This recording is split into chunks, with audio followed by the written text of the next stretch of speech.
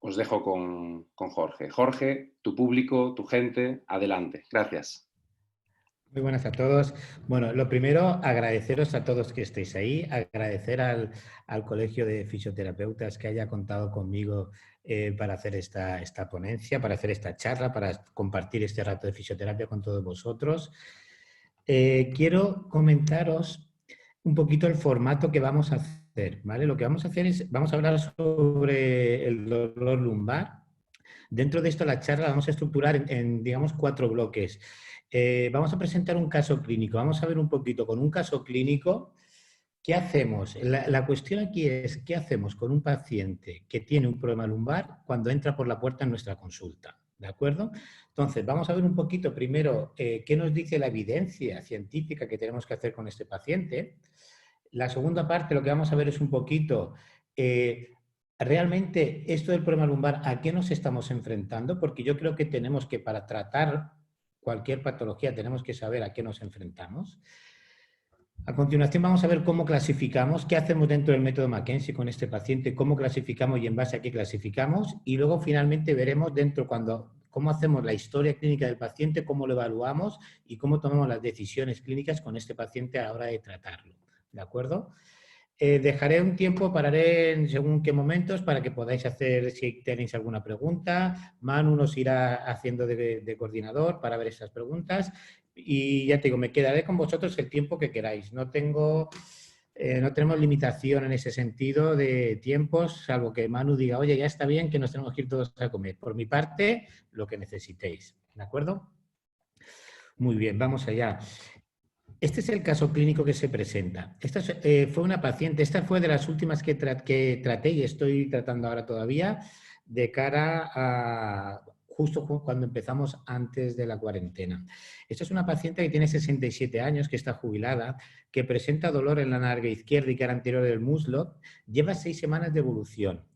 A esta paciente ya le habían realizado 20 sesiones de fisioterapia y a mí me la remite el neurocirujano. El neurocirujano dice que no la quiere operar, que antes de operarla prefería que la viéramos nosotros. Le dijo, manda, vamos a hacer eso del Mackenzie, a ver cómo te va antes de ver si hacemos cirugía o no. Entonces, la paciente cuando viene tiene una intensidad de dolor, a pesar de llevar 6 semanas de 8/10, y luego una incapacidad funcional para la actividad deportiva que ella hacía, que era pilates y gimnasio, el 100%, y para las actividades cotidianas del 50%. Paciente típica, que tú estás sentado en la consulta, que entra por la puerta y en un principio la información que tenemos es esta: localización del dolor, dónde está, edad del paciente, la actividad que hace. Luego entraremos más en detalle en la historia clínica. ¿Qué hacemos con esta paciente? ¿Qué hacemos? ¿Qué nos dice la evidencia que tenemos que hacer cuando un paciente nos entra así por la puerta? ¿De acuerdo? Entonces, tenéis esta guía, estas son las guías del dolor lumbar. Esta es la última guía que se ha publicado, es del 2018. Yo creo que como profesionales todos deberíamos de haber leído por lo menos esta guía y estar al día de las guías, porque al final esta guía nos dice qué es lo que tenemos que hacer. Digo, bueno, como fisioterapeutas, cuando el paciente te entra por la puerta, la evidencia dice que hay que hacer esto. Este estudio lo que ha hecho ha sido coger, en todo el mundo hay unas 15 guías, y este estudio lo que ha hecho es analizar las 15 guías y ver en qué coincidían y en qué no coincidían. Entre ellas, entre las guías que analizan está la guía española.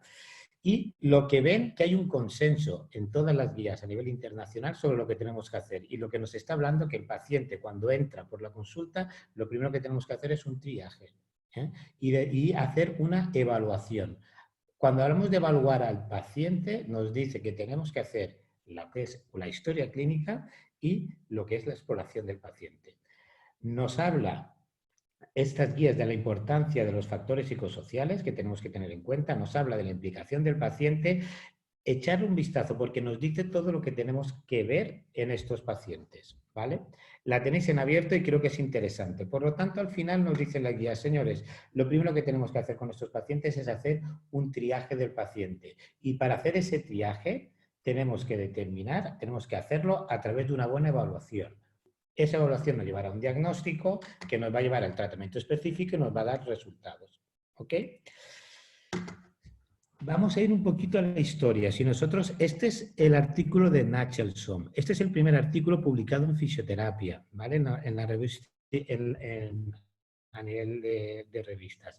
Yo creo que esto lo conocemos un poquito todos. En este artículo es de 1976. Entonces, creo que es interesante que desde 1976 más o menos seguimos con la misma problemática a la hora de hacer los diagnósticos en fisioterapia. Yo creo que estas imágenes, por lo menos yo cuando estudié fisioterapia, las conocemos todos y las hemos visto todos en un grado u otro. 1976. Estamos hablando de hace pues 46 años. Esta es la última publicación, bueno, una de las últimas, esta es del 2019. Y aquí nos hablan, y yo creo que esta es interesante porque gráficamente se ve muy bien, todos los aspectos que inciden en el dolor lumbar. Por lo tanto, ¿qué nos están diciendo la evidencia? Fijaros que en 1976 ya Nachelson hablaba de la dificultad que había a la hora de hacer un diagnóstico en fisioterapia. Fijaros, si le echéis un vistazo a este artículo, ya hablaba de los aspectos psicosociales, ya hablaba que había muchos factores que influían, aunque él se enfocaba mucho en los aspectos biomecánicos. 46 años después, o 45 años después, aparece este artículo donde nos dice la cantidad de factores que influyen a la hora de abordar el dolor lumbar. Tenemos que reflexionar un poquito, ¿vale? Porque a día de hoy los test ortopédicos que nos dicen que son específicos, ¿realmente son tan específicos como nos dicen? A la hora, los hallazgos que encontramos en las pruebas de imagen, ¿realmente somos capaces o deberíamos hacer un diagnóstico basado sobre una imagen? ¿Y cómo queda el modelo anatomopatológico? ¿Vale? Todos estos son cuestiones que como fisioterapeutas nos tenemos que hacer. Llevamos 46 años trabajando en esta línea. Y lo que hemos visto después de todo este tiempo es que hay múltiples causas de dolor lumbar y tienen tendencia a coexistir. Que la utilidad diagnóstica de los test ortopédicos no nos sirven para diagnosticar. Que tenemos una baja fiabilidad interexaminador. Y que no podemos hacer diagnósticos a través de una imagen. Con lo cual, ¿dónde nos deja esto? Nosotros, el problema lumbar es un problema a nivel global que ha implicado mucho dinero y entonces las sociedades se dieron cuenta que esto implicaba un coste muy alto y cogió y decidieron decir, señores, reunieron un grupo de sabios que era la Cochrane y dijeron, quiero que me estudiéis la problemática lumbar y ver qué hacemos, porque llevamos 40 años haciendo esto y no estamos teniendo unos resultados claros. ¿Y qué hizo la Cochrane? La Cochrane lo que hizo, dijo, vale, pues el paciente este que me entra por consulta en dolor lumbar, lo que tenemos que hacer es hacer subgrupos y vamos a dividirlos en 3 subgrupos. Pacientes que tienen patologías graves de columna, pacientes que tienen problemas de la raíz nerviosa y luego pacientes con dolor lumbar simple, dolor lumbar no específico. Y este grupo de la Cochrane, esto os estoy hablando, esto es sobre los años finales de los 80 años 90. O sea, que ya llevamos tiempo con este planteamiento. Y nos dijeron, vale, pues los pacientes que tienen patologías graves, que se identifican a través de lo que habéis oído hablar de las red flags, estos pacientes tenemos que aprender a derivarlos. Y estos pacientes tenemos que derivarlos al especialista. Nosotros, nuestra labor como fisioterapeuta es identificarlos y derivarlos. Pero tenemos que reconocerlos, ¿vale? Y luego tenemos del otro subgrupo, patología de la raíz nerviosa y dolor lumbar simple, que estos pacientes son susceptibles de ser abordados con fisioterapia, pero tenemos que saber identificar. Eduardo no hace mucho, Eduardo Fondevila dio una charla sobre la patología de la raíz súper interesante que encajaría muy bien dentro de este proceso de evaluación de diagnóstico que hacemos, que deberíamos hacer como fisioterapia. ¿Y qué nos dice la evidencia? Pues fijaros que hay variabilidad. Al final, cuando yo tengo un paciente con dolor lumbar, entre un 84, depende de la evidencia que cojamos, pero puede variar entre el 84 y el 92%. De estos pacientes se describen como pacientes con dolor lumbar no específico, con lo cual nos está diciendo que realmente no sabemos qué tenemos que hacer con ellos. Y la tendencia, lo que nos dijeron a este grupo de la Cochrane, que eso ya fue pasado los 90, dijeron, vale, estamos contentos con la clasificación que habéis hecho. Identificar red flags, pacientes que derivamos, identificación de problemas de la raíz y el dolor lumbar no específico. Pero la siguiente cuestión fue, ¿qué hacemos con esos pacientes con dolor lumbar no específico?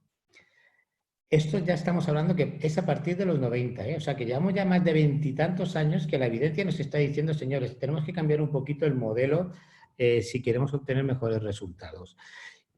Y lo que dice la Cochrane, dice, vale, pues lo que vamos a hacer es, vamos a hacer subgrupos. Cuando nosotros tenemos un paciente con dolor lumbar específico, vamos a intentar hacer subgrupos. Y eso es la tendencia hacia donde nos lleva lo que es la evidencia. La Asociación Americana de Fisioterapia ha implementado una nueva definición de fisioterapia y este es el diagnóstico que hace la APTA de fisioterapia. El objetivo de la Asociación Americana de Fisioterapia era la implementación del diagnóstico en fisioterapia para el 2020. ¿Vale? O sea que esto es lo último que se está haciendo desde Estados Unidos. Y el diagnóstico en fisioterapia lo define así como una etiqueta que abarca un grupo de signos, síntomas, síndromes o categorías con el objetivo de guiar al fisioterapeuta en la determinación de las estrategias de carga más adecuadas. ¿Vale? Partiendo de esta base, creo que es interesante decir, vale, ¿qué modelos de tratamiento tenemos? Nosotros aquí en España hemos seguido un modelo cartesiano de tratamiento hasta ahora, donde buscamos una estructura que estaba lesionada y a esa estructura que se había lesionado le aplicamos un tratamiento específico. Eso es un sistema de diagnóstico. Busco una estructura, aplico un tratamiento y buscamos resultados. ¿Qué pasa? Que llevamos haciendo esto desde 1976 y después de 45, 46 años, los resultados es que el 90% de los pacientes no somos capaces de hacer un diagnóstico de tejido específico, ¿vale? Entonces, hay que seguir trabajando. Si decidimos seguir con el tratamiento de tejido específico en intentar conseguirse más específicos o intentar mejorar ese tipo de diagnósticos o tomar otra línea de trabajos. Entonces, Fairbairn dijo, vale, pues mira, voy a hacer una revisión y vamos a ver todos los sistemas de clasificaciones que tenemos. Y vio que habían 28 sistemas de clasificación. De estos, 18 eran diagnósticos, que siguen el modelo cartesiano. 7 eran sistemas pronósticos, que estos sistemas pronósticos a nosotros como fisioterapeutas no nos sirven porque lo que hacen es pronosticar, pero no llevan asociado un tratamiento, por lo tanto, los podemos quitar. Y habían 5 sistemas de tratamiento que lo que hacían era buscaban subgrupos, identificación por subgrupos, y a ese subgrupo le aplicaban un tratamiento. De esos 5, vio en ese estudio que solamente 4 tenían una fiabilidad por encima del 70% a la hora de hacer subgrupos y a la hora de que esos pacientes tuvieran buenos resultados. Esos subgrupos, estos métodos basados en tratamiento son el método Mackenzie, el Movement System Impairment, que aquí lo conocemos a través de Shirley Sharman, Canadian Back Institute y el Motor Control Impairment o Sullivan. Entonces, estos métodos a día de hoy son los que tienen evidencia científica a la hora de hacer subclasificación, a la hora de buscar esa tendencia en hacer subgrupos. Y yo hoy os voy a hablar de lo que es el método Mackenzie, cómo dentro del método Mackenzie hacemos estos subgrupos. ¿De acuerdo? Bien.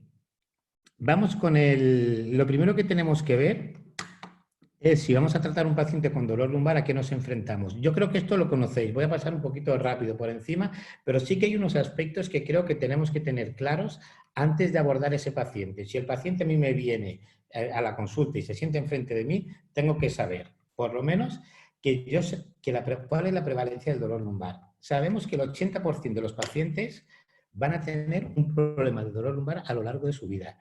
Estamos hablando de un porcentaje de pacientes muy, muy altos. Por lo tanto, creo que como profesionales tenemos que estar formados y conocer, no solamente conocer técnicas para aplicar, tenemos que conocer a qué nos enfrentamos, ¿de acuerdo? Tenemos que saber cuál es la historia natural, cómo se comporta el dolor lumbar. Esto es fisioterapia, todo lo conocemos pero repasamos. Sabemos que el dolor lumbar, la historia natural se comporta por episodios. El dolor lumbar es recidivante y los episodios cada vez la tendencia es a ser más frecuentes y de mayor intensidad. ¿De acuerdo? Por lo tanto, cuando yo trato a un paciente con dolor lumbar, no trato un episodio que termine y se me ha ido y se me va a ir del todo. Yo sé que ese paciente probablemente vuelva a tener una recaída. Por lo tanto, yo como profesional tengo que contemplar ese aspecto. Tenemos que saber cuáles son los factores de riesgo. Factores de riesgo hay muchos, pero el factor de riesgo más importante para que un paciente vuelva a tener un episodio de dolor lumbar es haber tenido una historia previa, haber tenido un episodio anteriormente. ¿De acuerdo? Y luego, otro aspecto importante ¿Cuáles son los factores de mal pronóstico? ¿Por qué esto es importante? Porque el paciente cuando viene a nosotros quiere saber un pronóstico, quiere saber si le vamos a poder ayudar, cuánto tiempo va a tardar en estar bien, cuándo voy a poder empezar a hacer ejercicio, voy a poder trabajar, esto se me va a ir, ¿realmente tú como fisioterapeuta me puedes ayudar? Entonces, tenemos que saber, para poder contestar a estas preguntas de la mejor manera posible, cuáles son los factores que van a dar un peor pronóstico. Y ahí tenemos, la evidencia nos dice que son los factores psicosociales que tenemos que controlar, factores ocupacionales a tener en cuenta, que el paciente haya tenido síntomas en la pierna, que hayan habido episodios previos y la falta de centralización. Todos estos aspectos los tenemos que regular, controlar y conocer. Hoy vamos a hablar sobre muchos de estos, ¿vale? Por lo tanto, cuando yo me presento, cuando yo tengo un paciente con dolor lumbar, lo que tengo que tener claro son estos 5 puntos, estos 4 puntos. Naturaleza recidivante y episódica del dolor lumbar. El rol de la carga mecánica diaria. Esto del rol de la carga mecánica diaria es súper importante. Es cómo le afectan, tiene que ver con cómo le afectan las diferentes posiciones, las diferentes actividades, el trabajo, lo que hace el paciente en su día a día, cómo le afecta a su problema. ¿Vale? Luego es importante que el paciente tenga un rol activo. ¿Qué quiero decir con esto? La tendencia aquí en España muchas veces es que el paciente cuando nos viene a la consulta dice, viene a que me quites el dolor lumbar. Entonces, ese aspecto de vengo a que tú me quites es lo que tenemos que cambiar nosotros como profesionales. Tenemos que volcarle una responsabilidad al paciente donde él es un componente activo. Él es el actor principal de este teatro. Si él nos implica, es imposible que nosotros podamos mejorar a ese paciente. No es imposible, pero va a ser más complicado que mejore. Por lo tanto, el rol activo del paciente y luego los aspectos psicosociales, ¿vale? Todo lo que tenemos identificado como yellow flags. ¿Qué importancia tienen? Tenemos que saber identificarlos. ¿De acuerdo? Tenemos aquí la base sobre a qué nos enfrentamos y qué es lo que hace el método Mackenzie. Dentro de esto, el método Mackenzie, como hemos dicho, lo que hace subgrupos. Es un método de tratamiento que en vez de hacer un tratamiento basado en un tejido específico, lo que hacemos es buscar unas características y hacer subgrupos, según nos marca lo que os ha dicho la evidencia. Entonces, ¿qué hacemos cuando tenemos un paciente con estos componentes? Vamos a intentar identificar determinadas características y si el paciente tiene estas características, es un grupo u otro. Nosotros dentro de esto tenemos un tratamiento específico para cada subgrupo y vamos a hacer subgrupos en base a las respuestas sintomáticas y mecánicas del paciente. Entonces, en base a los síntomas y la movilidad que tiene ese paciente y cómo se mueve, yo voy a hacer subgrupos. ¿Qué subgrupos tenemos dentro del método Mackenzie? Dentro del método Mackenzie identificamos el síndrome de Dresden, identificamos el síndrome de disfunción, identificamos el síndrome postural. Estos síndromes no se traducen, ¿de acuerdo? El síndrome de Dresden es Dresden y es igual para todo el mundo. En Rusia, en China, en Japón, hablamos del Dresden. Disfunción es disfunción y postural es postural, ¿de acuerdo? Y cada uno de ellos va a tener una presentación específica que vamos a ver ahora y vamos a hacer un tratamiento específico, ¿de acuerdo? Además, hay un subgrupo que es el subgrupo otros. Si nosotros no encajamos dentro de esto, tenemos ese subgrupo otros, que están patologías graves, síndromes de dolor crónico, procesos inflamatorios, mecánicamente no concluyentes, radiculopatías que no responden mecánicamente, postcirugía, problemas de sacroiliaca, estenosis de canal, compromiso estructural y trauma. Dentro de esto tenemos que tener y contemplar que aparte de estos tres subgrupos tendremos esto de aquí. ¿De acuerdo?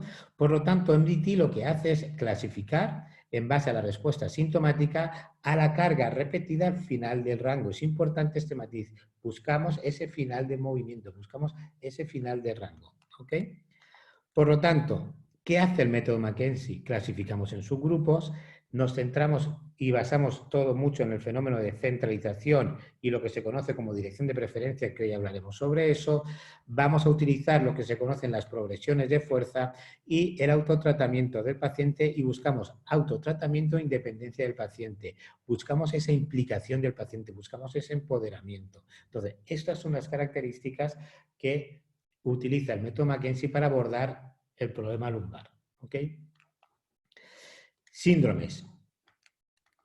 ¿Qué síndromes tenemos? Derailment, disfunción postural y el grupo otros. Por lo tanto, ¿qué es lo que hacemos? El paciente que entra en nuestra consulta, nosotros tenemos que hacer una evaluación para determinar si lo puedo tratar yo o lo tengo que derivar, ¿de acuerdo? Sabemos que hay cerca de entre un 84 y un 92% de pacientes que van a encajar dentro del grupo que puede tratarse con fisioterapia. Estos son, ¿qué grupo podemos abordar desde la perspectiva MDT? Los grupos de pacientes con dolor lumbar no específico y las patologías de la raíz del nervio, ¿de acuerdo? Ese subgrupo lo vamos a evaluar con el método Mackenzie y vamos a ver si es un derailment, si encaja dentro del derailment, disfunción postural o estamos con un grupo otros, ¿vale?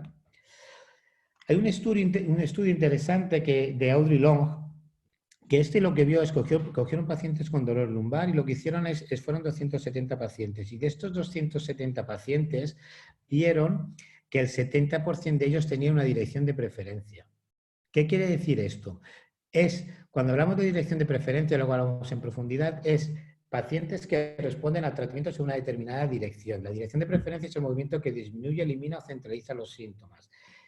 ¿Y qué hicieron? Pues cogieron a este grupo y dijeron, vamos a dividirlos. Un grupo de pacientes van a hacer ejercicios en la dirección de preferencia, otros en la dirección contraria y otros van a hacer el típico escuela de espalda. ¿Y qué pasó con estos pacientes? Los pacientes que tenían una dirección de preferencia vieron que el 95% de los pacientes mejoraron y no hubo ningún grupo de pacientes que empeorase. En los grupos que hacían el movimiento contrario a esta dirección de preferencia, solamente mejoraron un 23% de los pacientes y hubo otro, cerca de un 20% de pacientes que empeoraron. Y en los grupos de escuela de espalda mejoraron cerca de un 42%, pero también hubo otro grupo de pacientes, cerca de un 20%, que empeoraron.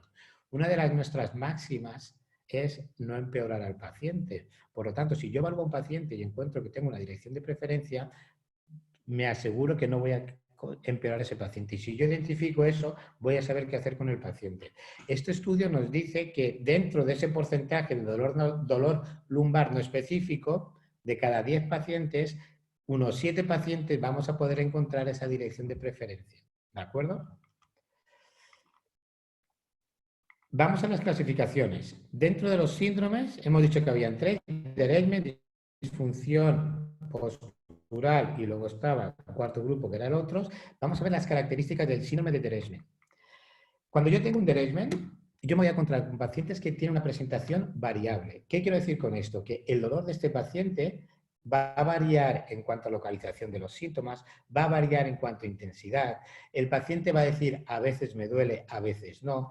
Esto es característico del síndrome del derailment. A veces me duele cuando estoy sentado, a veces me duele cuando camino, otras veces no. Mira, esta mañana me dolía, pero justo ahora que estoy aquí contigo no sé qué pasa, que no me duele. Esas a veces tiene que ver con el síndrome del derailment. Hablamos que en el derailment habrá una obstrucción del movimiento. Obstrucción del movimiento quiere decir que el paciente tiene dificultad a mover esa columna o hay movimientos que se queda el paciente obstruido, pero esa obstrucción es reversible. Esa obstrucción delante de en la misma consulta podemos hacer que esa obstrucción desaparezca. Cuando yo hablo de obstrucción es el típico paciente que está sentado, no sé si aquí me veréis, y el paciente al levantarse dice, me levanto, me cuesta, estoy un poquito así, pero poquito a poquito voy andando y mejor. Cuando ocurre eso, estamos hablando de obstrucción del movimiento, cambios rápidos. Pues eso es característico del derailment, ¿de acuerdo? Un paciente que dice, mira, ayer estaba bien y hoy no me puedo, me he quedado enganchado.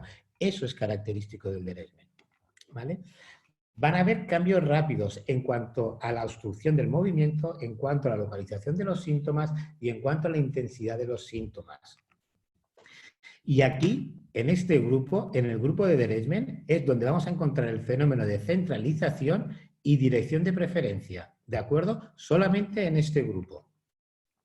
Dentro del grupo de derailment hablamos de localización de los síntomas y dentro de esa cajita hay como subgrupos. Yo tengo 3. Uno es cuando los síntomas son centrales y simétricos, como en el dibujo que veis a la izquierda. Luego tenemos síntomas unilaterales asimétricos por encima de la rodilla y síntomas unilaterales asimétricos por debajo de la... No sé si veis el cursor aquí, por debajo de la rodilla. Estos son diferentes subgrupos. Estos subgrupos nos van a hablar un poquito de qué tipo de ejercicios, nos van a dar pistas, si yo los meto en cada cajita, sobre cómo van a responder el paciente a los ejercicios o a determinados tratamientos, o me está hablando un poquito del posible pronóstico. ¿Quién tiene mejor o peor pronóstico? Entonces, simplemente saber que eso está ahí. ¿De acuerdo? En el curso se expande mucho más todo esto. Hoy quiero que tengáis claro la imagen global. En el síndrome del Derailment hay dos aspectos claros, que para que sea un síndrome del Derailment tiene que haber la centralización o tenemos que encontrar una dirección de preferencia. ¿Qué es esto de la centralización? Yo hoy me gustaría que más que quedara claro la definición, que la podéis encontrar en cualquier sitio de lo que es la centralización, cómo utilizamos nosotros como fisioterapeutas este fenómeno, ¿vale? Centralización, como dice la definición, es que un dolor originado en la columna desaparece en base a una intervención que nosotros hacemos de distal hacia proximal y esos síntomas se mantienen. Esto es importante porque esto me está diciendo que lo que estoy haciendo es correcto, que voy por el buen camino, que el paciente está evolucionando de forma favorable. Vale. ¿Cómo extrapolamos esto a nuestros pacientes? En el paciente que nos ha entrado a consulta, que hemos dicho que tenía dolor en la nalga y en el muslo, si yo hago una intervención con esa paciente y el dolor era de 8, si yo hago una intervención con esa paciente y la paciente me dice, mira Jorge, el dolor de la zona lumbar y la nalga se me ha ido y el del muslo me ha bajado un poquito hacia la pierna, pero este dolor en vez de un 8 es de un 6. Estamos hablando que los síntomas están bajando hacia abajo. El paciente va a estar contento porque tiene menos dolor, porque el dolor del glúteo se le ha ido, pero el dolor ha bajado hacia abajo. Con lo cual, para el paciente es algo positivo, pero para mí yo sé que estoy provocando síntomas distales. Por lo tanto, estamos hablando que estamos periferalizando síntomas. Y si peralizo los síntomas, quiere decir que no estoy haciendo la intervención adecuada, que si sigo por ese camino voy a empeorar al paciente. Sin embargo, si yo, que sería este fenómeno de aquí, si yo el paciente que tiene los síntomas, en este caso que tendríamos el que está ahora en la imagen es el de la paciente que ha venido, si yo hago una intervención y el paciente me dice, Jorge, el dolor del muslo se me ha oído, ahora solamente me duele en la nalga y en la zona lumbar, pero si antes tenía un dolor de 8, ahora es de 9. Estamos centralizando, ¿de acuerdo? El dolor está yendo hacia el centro y me está diciendo que esa intervención que he hecho es la adecuada, a pesar de que el dolor haya aumentado. Por lo tanto, cuando yo hago una intervención al paciente, si los síntomas van hacia distal y periferalizan, me está diciendo, Jorge, no sigas por ahí que estamos empeorando al paciente. Ese es el valor que tiene el fenómeno este. Si yo estoy haciendo una intervención y los síntomas van hacia central, están centralizando, lo que me está diciendo ese fenómeno de centralización es que la carga, la dirección que estoy aplicando es correcta, que siga por ese camino, ¿vale? Porque es importante que tengamos ese concepto claro. Hay múltiples estudios que avalan la centralización y lo que es la dirección de preferencia, como habéis visto ahí.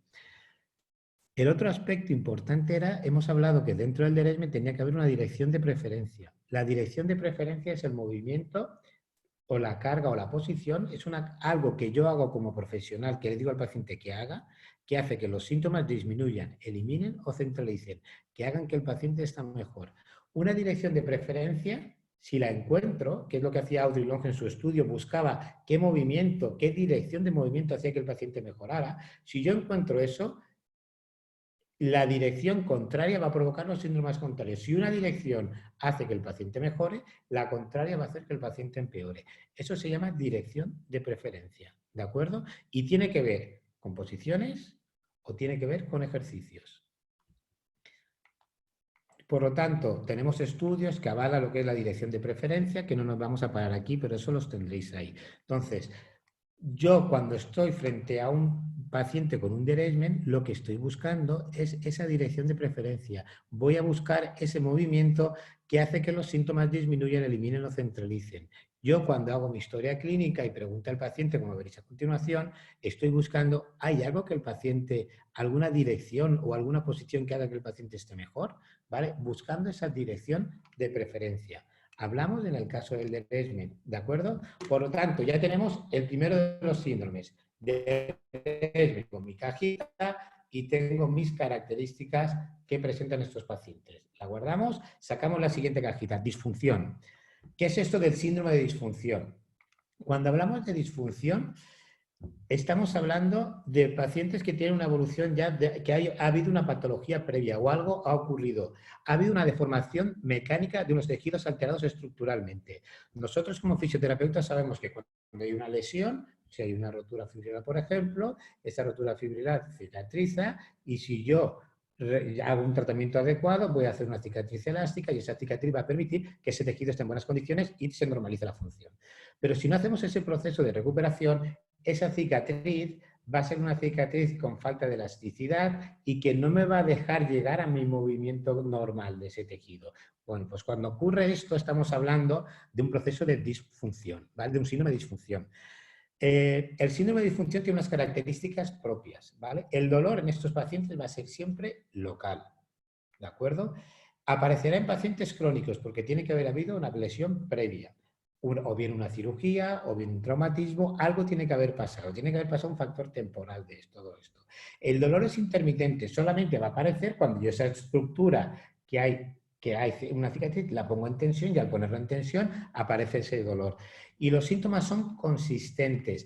Va a aparecer el dolor siempre y cuando yo ponga ese tejido en tensión y aparecerá cuando voy al final del rango. Por lo tanto, en el síndrome de disfunción va a ser un dolor local, aparecer en pacientes que han tenido un episodio, no un episodio previo, anteriormente, hace un tiempo, han tenido un proceso de un traumatismo o han tenido una cirugía, estos pacientes son susceptibles de desarrollar un síndrome de disfunción. ¿De acuerdo? Síntomas locales que aparecen al final del rango en un tejido que está alterado estructuralmente. Bien, ya tenemos lo que es el síndrome de disfunción. Y ojo, en estos pacientes hablamos de restricción del movimiento. Acordaros, con el Dredman hablamos de obstrucción. Obstrucción quiere decir que un movimiento se obstruye, pero rápidamente lo muevo un poquito y recupero esa movilidad.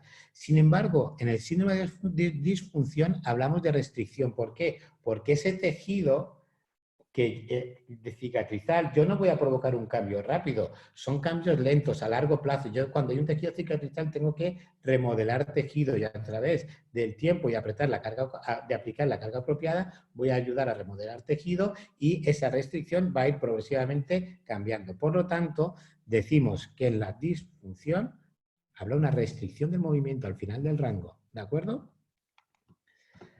Fácil, en este tipo de síndromes no vamos a esperar cambios rápidos. Acordaros que en el otro sí que habían cambios rápidos. ¿Bien? Por lo tanto, tenemos Dredman, ya sabemos que era variable, variabilidad sintomática, la localización, obstrucción del movimiento que podían provocar cambios rápidos, los síntomas podían ser locales, podían ser irradiados, hay variabilidad. Disfunción, síntomas locales, aparecen de una manera consistente, el paciente siempre describe lo mismo y tiene que haber un proceso previo de algún tipo de lesión porque había una cicatriz que no se ha remodelado correctamente. Siguiente cajita, síndrome postural. En el síndrome postural estamos hablando de un tejido sano, aquí no ha habido una lesión previa y cuando yo un tejido sano le provoco una deformación mecánica o una insuficiencia vascular, si yo el dedo no tengo nada, lo mantengo mucho tiempo aquí, al final me va a doler. Eso sería característico de un síndrome postural. Por lo tanto, en el síndrome postural el dolor es local, me duele el tejido en la zona que está en tensión, el dolor aparece de forma intermitente, no va a haber pérdida de movimiento, pero el factor diferenciador que en el anterior es que, entre otras cosas, vamos a tener que tener una carga mantenida. Necesito el factor tiempo. Cuando aparece eso, nos encontramos ante un síndrome de postural. Hemos visto las características de los tres síndromes y luego tendremos el grupo otros, que son los que hemos visto. Reflux, dolor crónico, mecánicamente no concluyente, estenosis, todos estos nosotros ya los conocemos. ¿Bien? Por lo tanto, si ya tenemos los tres síndromes, Dredman, disfunción y postural, vamos a ver ahora qué hacemos nosotros en la historia clínica de nuestro paciente. El paciente nos llega a la consulta, este es el paciente que nos ha venido y estos son los síntomas que nos encontramos. Entonces, cuando yo hago la historia clínica de este paciente, recojo esa información, las actividades que tiene. Esto es la ficha que utilizamos en el método Mackenzie. Cada método tiene unas fichas y esas fichas están estandarizadas. Hay una fiabilidad y una validez a la hora de rellenar estas fichas porque hay una forma estandarizada de rellenarla. Cuando uno hace una formación, sea Mackenzie o sea la que sea, y se proporcionan unas fichas de ese método, lo importante es que podamos seguirlas. ¿Qué pasa? Que lo hacemos todos, pues que cogemos la ficha y decimos, bueno, a mí de este método me gusta esta parte de la ficha, de este me gusta otra, pero al final hacemos un mezclote que no nos sirve para nada porque las fichas, en este caso la de Mackenzie, están diseñadas y hechas para identificar los diferentes síndromes.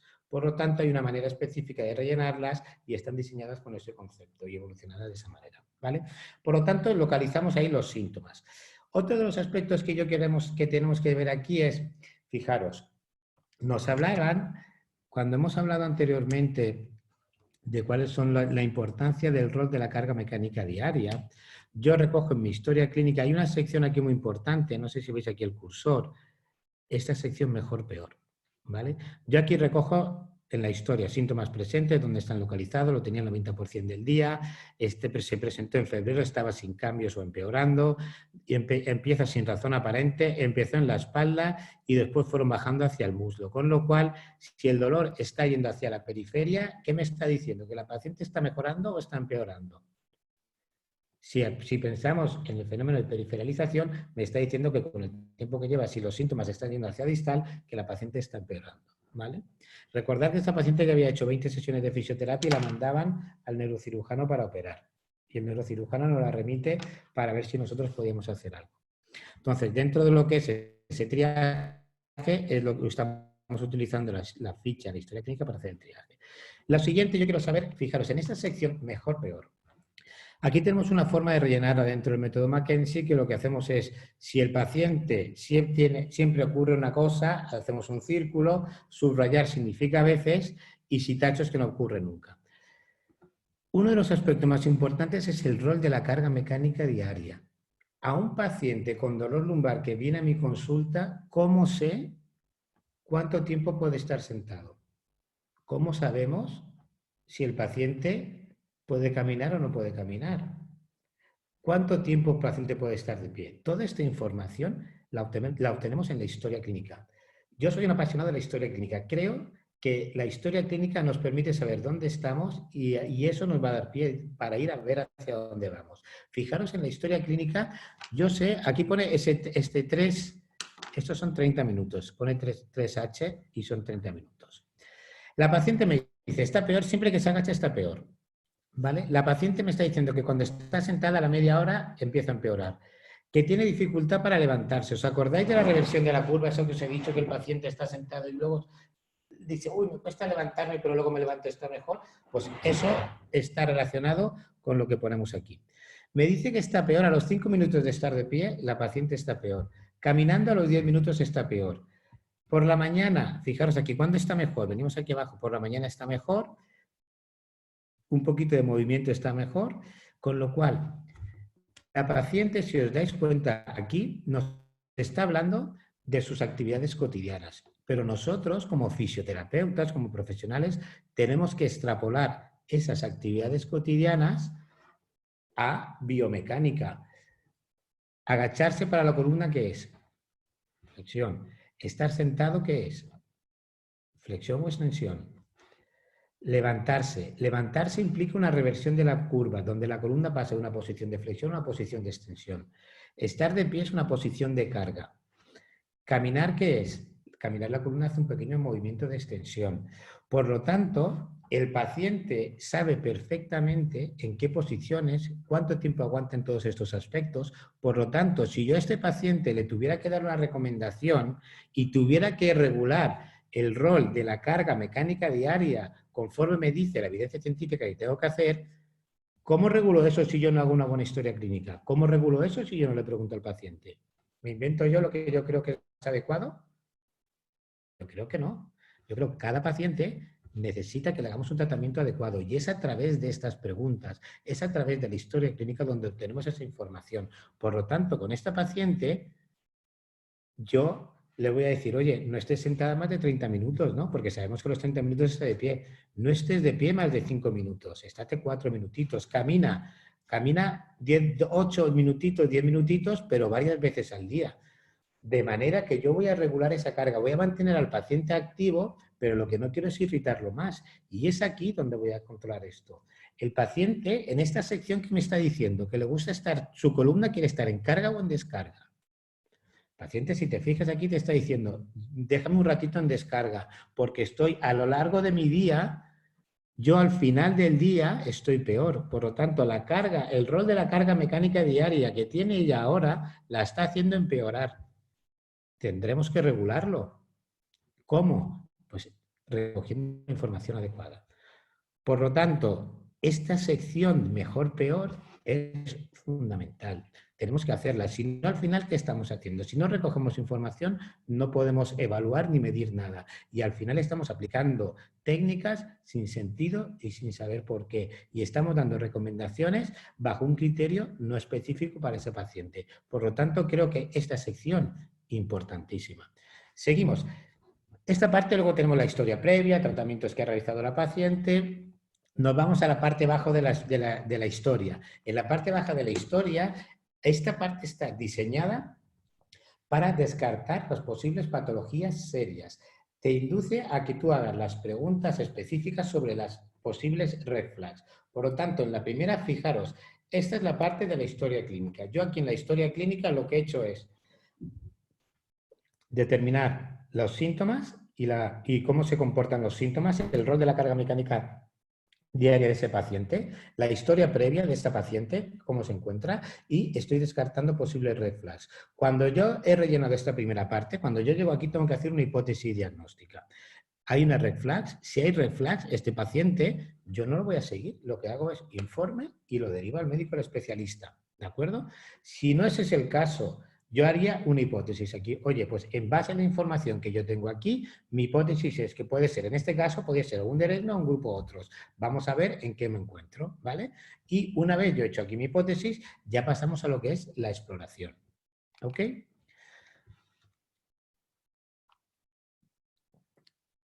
¿Preguntas o dudas hasta aquí? Manu, ¿tenemos alguna pregunta o algo que se quiera aclarar antes de pasar a la siguiente fase? Vamos a ver si la gente se anima a escribir en el chat, si alguien tiene alguna duda. Bueno, si tenéis preguntas, escribírselas a Manu y él me las va a trasladar a mí y las vamos contestando. Si no, al final, sabéis que tenéis tiempo. Hay una, Jorge, Sí. hay una pregunta de Fátima Fontela, pregunta si las cirugías no están incluidas en el apartado otros. Sí, las cirugías están en el apartado otros. ¿De acuerdo? Eso lo hemos visto al principio en una de las diapositivas, tenemos la parte de cirugías, está metida ahí. Pero no quiere decir que no las evalúes. Un paciente con una cirugía, tú lo evalúas y luego el criterio de tratamiento lo vas a determinar según se encuentre. Y muy importante, en esas cirugías, yo ahora estoy trabajando con un neurocirujano y estamos trabajando el protocolo de fisioterapia en esa postcirugía, que son pacientes que están un poquito dejados de la mano de nadie. Los operan, los dejan en casa y cuando nos llegan el paciente no sabe ni lo que está bien ni lo que está mal, ahí los dejan. Y estamos trabajando en ese protocolo, pero se incluye dentro del grupo otros, ¿vale? Eso en la parte, durante el curso se abordan ese tipo de pacientes también. ¿Alguna pregunta más? Parece que no hay, Jorge. Dicen Vale, todo ok. seguimos y al final. Hasta aquí hemos visto clasificación de elemento, función y postural y grupo otros. Hemos visto en la historia clínica la importancia de recoger una buena historia clínica, porque en la historia clínica vamos a encontrar esos factores del rol de la carga mecánica diaria, cómo se comporta el paciente, vamos a identificar esas posibles red flags y ahora vamos a darle la vuelta a la ficha y vamos a ver la exploración, ¿vale? Por lo tanto, en la exploración del paciente, lo primero que hacemos dentro del método Mackenzie, valoramos lo que es la posición del paciente y la postura, ¿vale? A nivel general, grandes rasgos. Y determinamos, aquí ha habido se ha adaptado en la ficha, ha habido una modificación, ya no hablamos de estar sentado bien, regular o mal. Estamos hablando, hoy en día ya hablamos, en las nuevas fichas que se pueden descargar desde la web, se está hablando de la postura, si son unas estaciones neutro, si es relajada o sobrecorregida, ¿vale?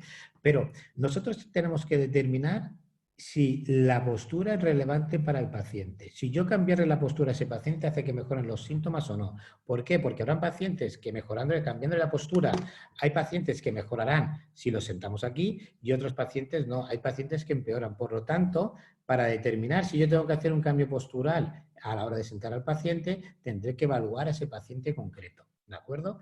En la paciente que tenemos delante nuestra, la sedestación, una sedestación normal, no estaba pues, una sedestación relajada, no tenía desviaciones laterales y lo que veo que cuando yo le hago a la paciente la corrección postural, cuando yo le hago esto, la paciente me dice que está mejor, ¿vale? Pero si yo tenía que llevarla a neutro, la hipercorrección era demasiado para ello, por lo tanto, ¿es relevante la postura en este paciente? No le hago una sobrecorrección, simplemente le recomiendo que se siente bien, punto. ¿Vale? Pero tengo que evaluar, yo no puedo pasar a todos los pacientes a decirles ponte recta, siéntate y corrige la postura si no es relevante para ella. Recordar que habrán pacientes sobre todo en pacientes con síntomas hacia la pierna, que si tienen lo que llamamos un componente lateral, cuando les corregimos van a empeorar. ¿De acuerdo? Por lo tanto, no todos los pacientes tienen que hacer una corrección. Tenemos que evaluar a aquellos pacientes que se les tiene que hacer y se mejoran. Punto número 1. Por lo tanto, ya sabemos que esta paciente la vamos a sentar en neutro. Luego nos dice la evidencia, oye, estos pacientes tenemos que identificar qué grupo de pacientes tiene una afectación de la raíz del nervio. Entonces, lo siguiente, una vez hemos hecho la evaluación de la postura y hemos determinado si le vamos a corregir o no, lo que vamos a hacer es la exploración neurológica. ¿Qué tenemos que hacer? En la exploración neurológica tenemos que testar fuerza, sensibilidad, los reflejos y el test de tensión neural. En esos pacientes lo que vemos es déficit motor negativo, sensitivo negativo, los reflejos conservados y en la SEGA el test de tensión neural tenía positivo a 25 grados. Recojo la información y la monitorizamos ahí para saber cómo se comporta esto. A continuación, nosotros lo que vemos dentro del método Mackenzie hacemos un movimiento de cada, ¿vale? Vamos a hacer un movimiento de flexión y anotamos lo que pasa. Aquí cuando pone gran, moderado, mínimo y no, es si tiene pérdida de movimiento. Y aquí anoto lo que ocurre. Cuando la paciente va a flexión, aumenta el dolor en el muslo. Si la paciente va hacia extensión, produce dolor en la zona lumbar. Recordad que la paciente tenía dolor muslo y nalga. En el side glide, nosotros hablamos de side glide de movimientos laterales, ¿vale? El side glide del paciente, si el paciente está así, es este movimiento, un deslizamiento lateral. ¿De acuerdo? ¿Por qué? Porque el side glide lo que hace es a nivel del segmento lumbar bajo, que es donde están el mayor porcentaje de problemas lumbares, va a incidir más en ese movimiento de traslación, de deslizamiento. Y ahí vamos a influir más en el segmento lumbar bajo con el side glide que con las inclinaciones o rotaciones laterales, ¿vale? Que van a afectar más al segmento superior. Por eso Robin Mackenzie decidió utilizar lo que es el side glide derecho e izquierdo, ¿vale? ¿Y ya qué hemos hecho hasta aquí? Postura, si es relevante o no, test de tensión, el test neurológico y hemos visto qué ocurre cuando hacemos un movimiento. Pero Robin Mackenzie lo que decía es que en el día a día el rol de la carga mecánica diaria no tiene que ver con un movimiento, sino en el día a día nosotros repetimos esos gestos muchas veces. Por lo tanto, él decía, lo razonable como fisioterapeutas es explorar un movimiento varias veces y ver qué pasa. Y hablaba él decía lo que era la naturaleza paradójica del dolor. ¿Qué es esto? Pues que hay veces que un movimiento que inicialmente provoca dolor, si tú repites ese movimiento en la misma dirección, curiosamente el paciente empieza a mejorar. Entonces, la única manera de determinarlo es a través de movimientos repetidos. ¿Ok? Bueno, pues esto es lo que utiliza el método Mackenzie. El método Mackenzie, aparte de un movimiento y todos estos test, testamos qué pasa cuando yo muevo al paciente. Bien. Pero recordad que tenemos un paciente con un dolor de intensidad 8, tenemos un paciente que tenemos que empezar a mover. ¿Y qué hacemos? ¿Le movemos en todas las direcciones o seleccionamos algo? Entonces, ¿qué pasa? Tenemos que movimientos que testamos. Flexión, testamos la extensión, testamos el side glide. Y luego yo tengo que decidir qué testo con esta paciente. Y luego podemos testarlo en carga o en descarga. Yo puedo hacer el movimiento tumbado o puedo hacerlo en movimientos de pie. ¿De acuerdo?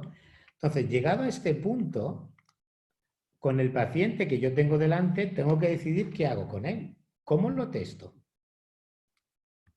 Vamos a hacer flexión, hacemos extensión, la exploramos tumbada, la exploramos de pie. ¿Qué hacemos? Un paciente con un dolor de 8 sobre 10, de 6 semanas de evolución, con una incapacidad deportiva del 100% y en las actividades cotidianas del 50%, que no puede estar más de 5 minutos de pie. Pues, ¿qué pasa? Si yo la testo en carga, ¿la empeoro o no la empeoro? Lo que me va a decir a mí por dónde empezar, chicos, es cuando yo hago la historia clínica. Voy a echar atrás. Esta sección mejor-peor es la que me va a decir por dónde empezar, ¿vale? ¿Qué me ha dicho la paciente aquí? Si yo interpreto, ella me dice posiciones, posturas, movimientos y yo lo traslado a biomecánica. Esta paciente me está diciendo, Jorge, no me gusta la flexión, porque cuando hago flexión empeoro, cuando estoy sentada empeoro. Entonces, vosotros pensáis que yo voy a una paciente con un dolor de 8/10, ¿la pondríais a hacer flexiones cuando os ha dicho que eso hace que esté peor? Yo igual diría, igual no es el primer movimiento a elegir, ¿no? Vale, pues yo ya eso ya lo sé. Por otro lado, tengo que decidir, ¿la pongo en carga o en descarga? La paciente me está diciendo que de pie a los 5 minutos está peor, que al final la carga mecánica diaria del día hace que esté peor. Sin embargo, me dice, oye, me levanto mejor por la mañana y cuando estoy tumbada normalmente mejoro. Por lo tanto, si tengo que elegir un movimiento de carga o descarga, ¿qué me iría? ¿A carga o a descarga? Yo creo que a descarga. Vale. Con esta paciente, ¿de acuerdo? Que tenemos ahí. Ya he decidido que me voy a ir, a flexión no voy a ir. Voy a hacer el test en descarga porque me dice que en descarga ya está mejor. ¿Y qué movimiento utilizo? Voy a utilizar la extensión. Ella me dice que caminar está mejor. ¿Vale? Caminar hemos dicho que es un poco de extensión, por lo tanto me está dando pie y dice, oye, probablemente en extensión mejore. Me habla de un factor temporal, también lo tengo en cuenta, porque caminar es extensión, mitad de rango, pero en posición de carga. Por lo tanto, si yo hago una buena sección aquí, si yo recojo la información bien aquí, me va a decir después por dónde empezar. Por lo tanto, con esta paciente que nos ha venido y que está con un dolor de 8/10 en el muslo y en el glúteo, que la evolución natural me está diciendo que está empeorando porque empezó en lumbar y el síntoma está bajando, pues vamos a ser precavidos. ¿Y qué vamos a hacer? Pues lo que hacemos es, fijaros, aquí tenemos síntomas pretest de pie. De pie no la voy a testar, la voy a poner aquí. Síntomas pretest tumbado. Lo que hago es tumbo a la paciente, anoto los síntomas que tiene y hago los movimientos. Aquí tenemos, fijaros, si me seguís aquí, flexión, flexión tumbado, movimiento repetido de flexión tumbado, que esto no los testo porque he decidido ir hacia extensión y testamos un movimiento de extensión a ver qué pasa y qué pasa cuando yo repito varios movimientos. Y yo cuando hago el movimiento anoto lo que pasa. Y cuando yo hago los movimientos repetidos de extensión, la paciente me dice, Jorge, me está produciendo dolor en la zona lumbar, pero después el muslo está mejor y veo que a nivel mecánico los movimientos laterales mejoran. Por lo tanto, con esta paciente lo que he visto es, oye, si mi selección es paciente tumbada, en la dirección que parece que mejoraba, tumbada porque está en descarga, voy hacia extensión porque sé que los movimientos de flexión le molestaban y voy a ver qué pasa. Y la paciente me dice que después el muslo está mejor. Si el muslo está mejor, me está diciendo que voy por el buen camino y si además mejoro la mecánica, es que voy bien. Con lo cual, esto sería, parece que hemos encontrado una dirección de preferencia, ¿vale? Y si había una dirección de preferencia, ¿qué hemos dicho que era? ¿Os acordáis? Si hablamos de dirección de preferencia, estamos hablando que era un Dirichlet. El Dirichlet era el que tenía dirección de preferencia. Por lo tanto, en el día 1 puede ser que la paciente sea un Dirichlet que tenga una dirección de preferencia hacia extensión y que necesitemos hacer ejercicios en descarga. ¿Vale? Los test estáticos no lo voy a hacer, por lo tanto, el día 1, ¿qué tendría? Fijaros, hablamos de clasificación provisional. Parece que es un Dirichlet, que es unilateral asimétrico por encima de la rodilla. Por lo tanto, el principio de tratamiento sería, oye, importancia de la carga mecánica diaria. Cuando yo voy a tratar a esta paciente, le voy a explicar ese rol. ¿Qué carga? Voy a controlar la carga. Pensar una cosa, si yo al paciente le hago en nuestra clínica, le hacemos una intervención, y el resto del día no intervenimos en controlar la carga mecánica diaria, ¿realmente pensáis que vais a ser efectivos en vuestro tratamiento? ¿No creéis que perdemos una oportunidad de mejora bestial del paciente? Pensar que el paciente está 1 hora con vosotros y el resto del día son 24 horas. Entonces, ¿qué os hace pensar que el hecho de que vosotros hagáis una cosa bien, si no controlamos el resto del día, el paciente se va a mejorar? ¿No creéis que tenemos mucha más oportunidad de que ese paciente mejore si extrapolamos el tratamiento a las 24 horas del día? Y para extrapolar ese tratamiento a las 24 horas del día, lo que tenemos que hacer es que el paciente entienda el proceso por el cual está pasando. Tenemos que hacer que el paciente se involucre. Tenemos que hacer que el paciente forme parte del tratamiento. ¿De acuerdo? Eso es empoderar al paciente. Pero para empoderar al paciente, yo no empodero al paciente porque me he leído 4 libros de dolor lumbar y sé que esto se comporta de esta manera. Yo empodero al paciente porque encuentro determinados cambios sintomáticos y mecánicos en el paciente y se los explico y el paciente es capaz de verlos in situ. Entonces, eso es empoderar al paciente. Y eso es una parte fundamental del tratamiento. Por lo tanto, hay una parte de educación importante. ¿El paciente necesita algún material, alguna historia concreta? No. Y lo que hacemos dentro del método Mackenzie, le damos ejercicios en la dirección de preferencia. El método Mackenzie utiliza los ejercicios para disminuir, eliminar, centralizar el dolor, para mejorar al paciente. Utiliza la dirección de preferencia en la fase en la que se encuentra este paciente, ¿de acuerdo? Luego los ejercicios los utilizamos, como veréis, el tratamiento completo lo doy después. Pero inicialmente busco el movimiento que disminuye, elimina o centraliza los síntomas en este paciente que tiene un derangement, ¿de acuerdo? Y le voy a dar una pauta cada 2 horas que tiene que hacer ese determinado ejercicio. Y además vamos a controlar el rol de la carga mecánica diaria del paciente, ¿vale? El día 1, esa es mi hipótesis.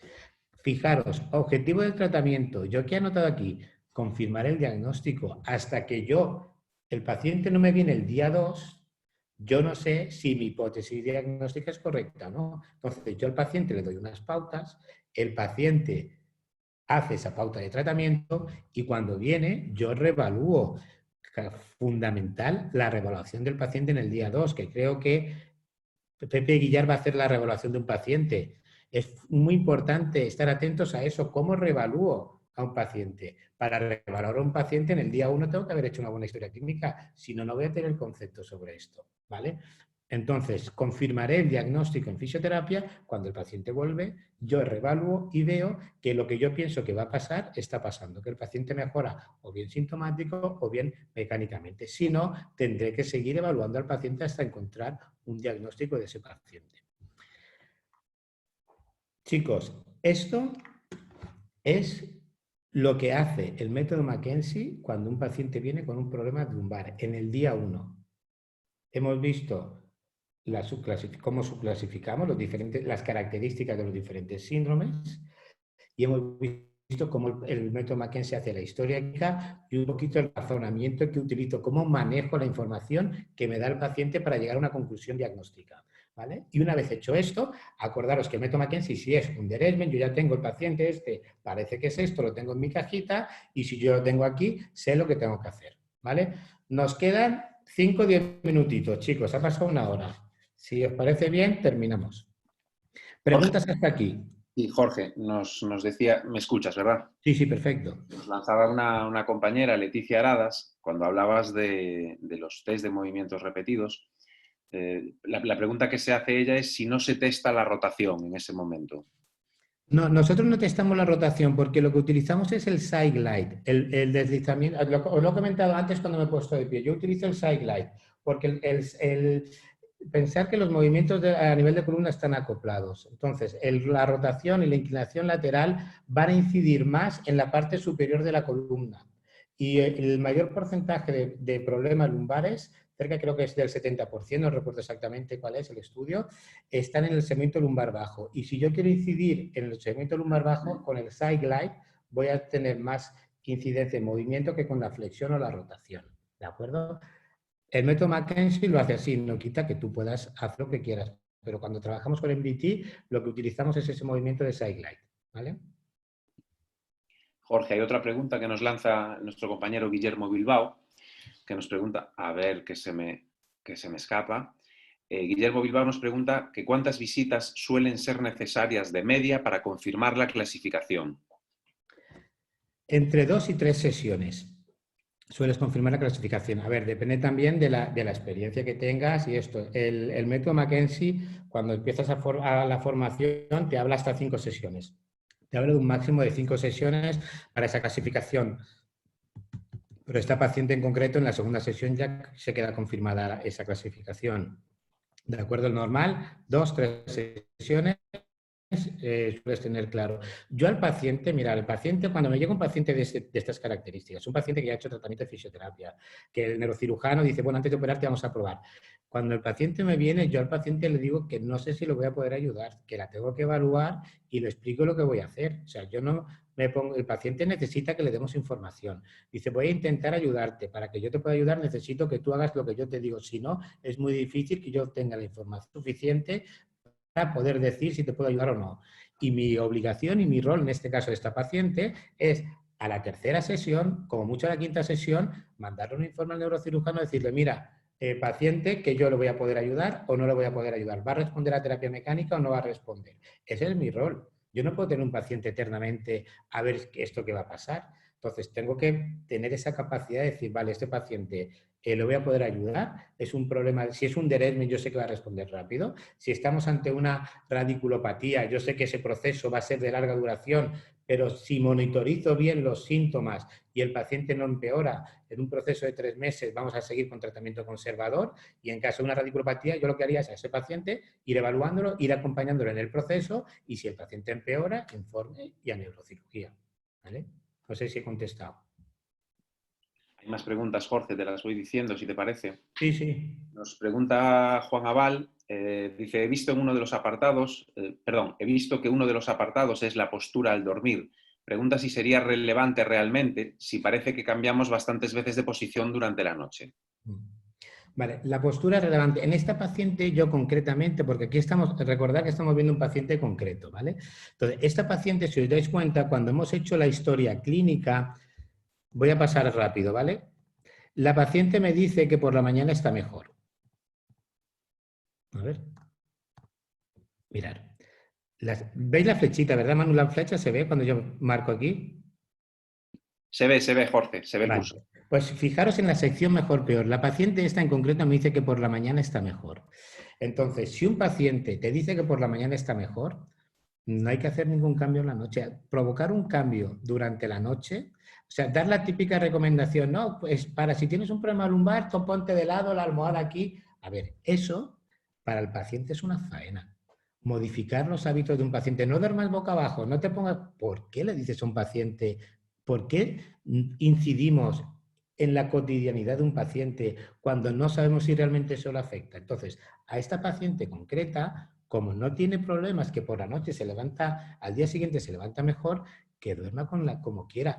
No creemos nosotros limitaciones, no creemos nosotros barreras a la recuperación del paciente, no creemos conductas de evitación. Cuando nosotros le decimos al paciente que deje de hacer una actividad, es porque ese paciente debe dejarlo porque le está yendo mal.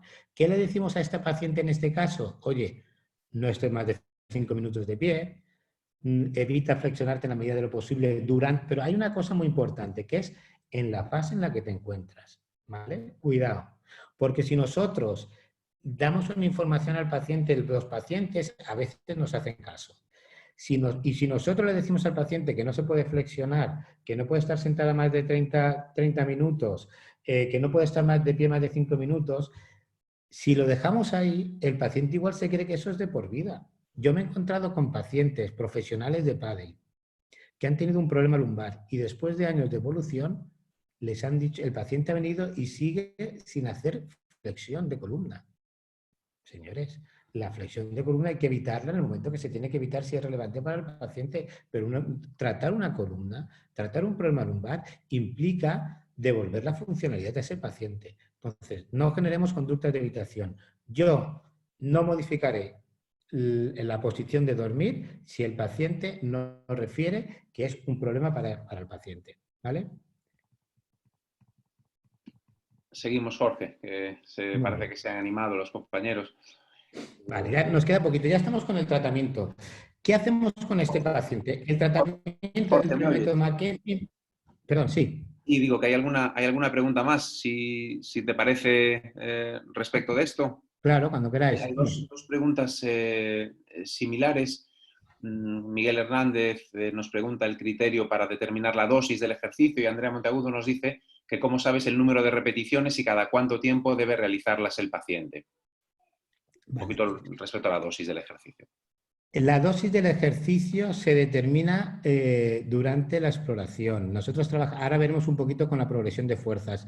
Lo complicado y lo difícil es dosificar, porque tú al final como profesional, tú tienes que decir qué ejercicio, en qué dirección, con qué intensidad tienes que hacer la fuerza, cuántas veces al día, todo eso va al final el ejercicio es qué carga le meto yo a esa estructura a lo largo del día, ¿vale? Y eso es lo que tienes que determinar.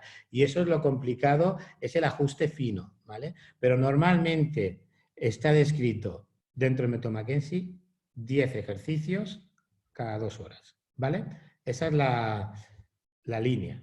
Pero a partir de ahí tú vas a personalizar, o sea, cada paciente puede cambiar un poquitín, pero la base son cada 2 horas 10 movimientos, ¿vale? ¿Había otra pregunta al hilo de esto, Manu? Sí, hay otras. Esa pregunta estaba respondida las dos que había. Y luego nos pregunta también un tocayo mío, Manuel, que cuánto tiempo dejas entre sesión y sesión. Mira, normalmente depende de esta paciente que es una paciente severa, que ya ha pasado tratamiento y no está evolucionando y estaba yendo a peor, le hago la primera evaluación y lo ideal es a las 24, máximo 48 horas. ¿Vale? Si yo a las 24 48 horas no puedo ver a la paciente, lo que le hago es que me llame por teléfono. ¿Vale? Y la reevaluación se la puedo llegar a hacer por teléfono. Porque yo lo que quiero saber es si ha hecho el ejercicio, si lo ha hecho, cómo ha hecho el ejercicio, qué ha pasado con los síntomas, qué ha pasado con la localización. O sea, tenemos que ver, porque pensar que estamos haciendo una hipótesis diagnóstica, hasta que no la reviso no sé si tengo un diagnóstico. Entonces, normalmente es primera sesión, la segunda 24-48 horas, si confirmo el diagnóstico, ya le puedo dejar pues 2 veces a la semana o 1 vez a la semana, depende de la paciente cómo vaya. Pero normalmente al principio, ya te digo, 24-48 horas hasta que tengo un diagnóstico claro. Una vez yo consigo diagnosticar a la paciente, ya si la paciente tiene una buena comprensión de lo que está haciendo, pues puedes dilatar o separar más las sesiones. ¿Vale? Si te parece, Jorge, una última pregunta y cerramos este bloque de preguntas. Nos dice Lucía Gómez, dice, cuando hablas de las correcciones de la postura, referente a la corrección postural, dice, has comentado que el dolor puede aumentar, sobre todo cuando el dolor va referido a la pierna. Dice, pero tal vez aumente el dolor cuando está en periodo de dolor agudo y tal vez pasado el tiempo el cambio postural pueda ser beneficioso para el paciente. Por supuesto, sí, eso es así. Pero piensa una cosa, cuando tú estás en la fase aguda, no es un derangement. Porque cuando tú estás en la fase aguda, si queremos hablar, hay un componente químico. Cuando tú tienes un componente químico de dolor, cualquier posición, postura o movimiento va a hacer que el paciente esté peor. Entonces, nosotros en esa fase no estamos hablando del derangement, en esa fase estamos hablando de un grupo otros. ¿Os acordáis que era derangement, disfunción postural y estaba el grupo otros? Entonces, si nosotros identificamos esa fase aguda, una vez la hemos identificado, lo tratamos como lo hacemos todos en la fase aguda. ¿Qué hacemos? Pues minimizar los factores irritativos, le damos tiempo, determinar si el paciente le tiene que dar el médico la medicación. Pasados unos días, cuando ya ha pasado esa fase, volvemos a evaluar al paciente a ver si tiene un componente mecánico o no. ¿Vale? Perfecto, pues seguimos, Jorge, cuando quieras. Sí, muy bien. Pues ya estamos aquí, lo que hacemos, la parte de tratamiento. Cuando yo trato a un paciente, dentro del método Mackenzie tenemos una parte que es el tratamiento mecánico, una parte que es la educación y la otra la educación del paciente y la comunicación. A ver, es importante que el paciente entienda lo que tiene. Toda la evidencia científica nos está llevando a esto, señores. Educar, empoderar al paciente, comunicación con el paciente. Estos aspectos no los podemos obviar. Acordaros de la imagen que teníamos ¿os acordáis de la imagen del estudio que se presentó al principio? La cantidad de variables que influyen en el proceso lumbar. Por lo tanto, si nosotros dedicamos y centramos nuestro tratamiento en una intervención puntual a una estructura concreta, nos estamos perdiendo muchísima posibilidad de que ese paciente evolucione mejor. No tengo que abordar solamente un componente, sino tengo que intentar abordar todos esos componentes. Y la evidencia nos dice que la parte de educación y la comunicación con el paciente hoy en día es fundamental. ¿Vale? Entonces, no nos olvidemos de eso. Pensar una cosa, el paciente este la hemos subclasificado dentro del Derailment, ¿vale? Quiero que me contestéis vosotros una pregunta. Cuando una persona se rompe un brazo, una fractura, ¿vale? Cuando hay una fractura, ¿qué hacemos? Yo tengo una fractura, me he roto el brazo, ¿qué hago? Vamos a urgencias. ¿Y en urgencias qué hacen? Reducen la fractura, ¿no? Hay una reducción de la fractura, la tiene aquí. Vale. Una vez hemos hecho la reducción de la fractura, ¿qué nos hacen ahí? ¿Nos dejan que nos vayamos o nos ponen algo? Una escayola. Porque la escayola ¿qué hace? Mantener la reducción. Y mantenemos la reducción ahí. Una vez ha pasado un tiempo, quitamos la escayola y entonces ¿qué hacemos? Empezamos a recuperar la función. ¿Por qué? Porque esa estructura tenemos que empezar a recuperar la función y que se movilice con normalidad, ¿vale? Y después hacemos prevención. Vale, pues en la columna, chicos, es exactamente igual. Cuando hay un síndrome de Derailment, lo primero que tenemos que hacer esto hablamos dentro del método Mackenzie, chicos, acordaros que estamos ahí. Tengo un Derailment, ¿qué hacemos? Lo primero es reducir. Una vez he reducido, lo que haya habido ahí, lo que haya causado el problema, después tengo que mantener la reducción. Nosotros, la reducción la hacemos con el ejercicio en la dirección de preferencia, ¿de acuerdo? Entonces, para conseguir la reducción, lo que hago es el ejercicio en la dirección. Por definición, es el movimiento que disminuye, elimina o centraliza los síntomas.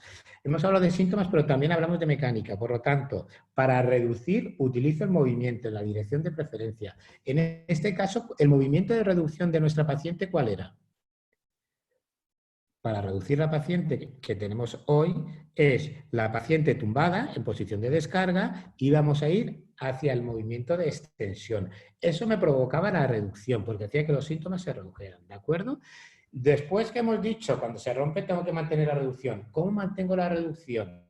Pues para mantener la reducción lo que tengo que hacer es evitar los agravantes, evitar todo aquello que hace que ya tenga más síntomas. Muy fácil, chicos. No sé si esto se ve aquí. ¿Me veis esto de aquí? Si yo tengo aquí un corte en el dedo y vosotros, viene el tío al fisio, ¿vale?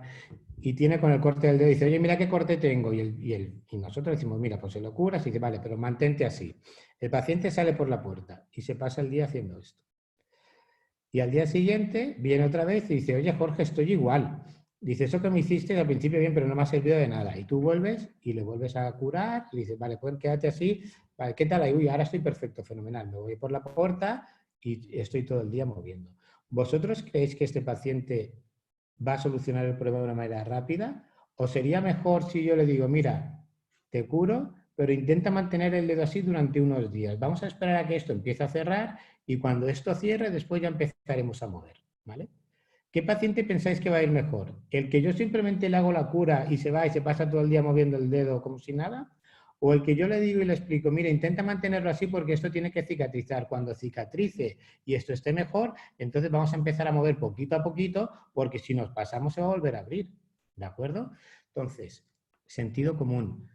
Mantener la reducción es eso. Mantener la reducción es evitar los factores agravantes. ¿Cuáles son los factores agravantes en nuestra paciente?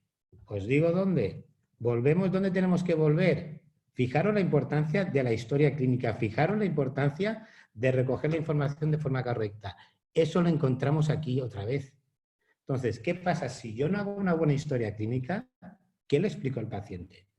Si no hago una buena historia clínica y no recojo la información necesaria, en base a qué tomo yo decisiones, en base a que yo soy capaz de modificar la vida de un paciente simplemente por suposiciones mías. Creo que tenemos la capacidad de hacer las cosas un poquito mejor.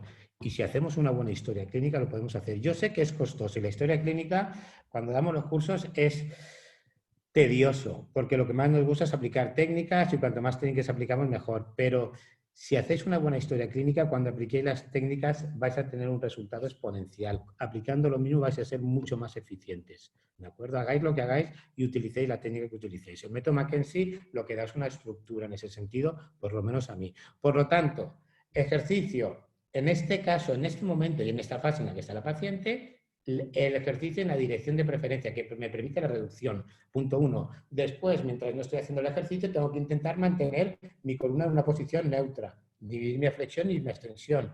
Y una vez he solucionado esto, que Dios, oye, mira, pues ya puedo empezar a moverme y no me duele, entonces empezaríamos la fase de la recuperación de la función, donde ya metemos todos los ejercicios que tengamos que meter de manera progresiva para que esa columna vuelva a recuperar su movilidad completa e indolora. Recupero flexión, recupero extensión, recupero todos los movimientos de inclinación lateral, rotación, side glide, todos los movimientos. ¿De acuerdo? ¿Cómo hacemos la recuperación de la función? Con ejercicios. El que hace pilates, pilates, el que hace entrenamiento funcional, funcional, cada uno con las herramientas que tenga, ¿vale?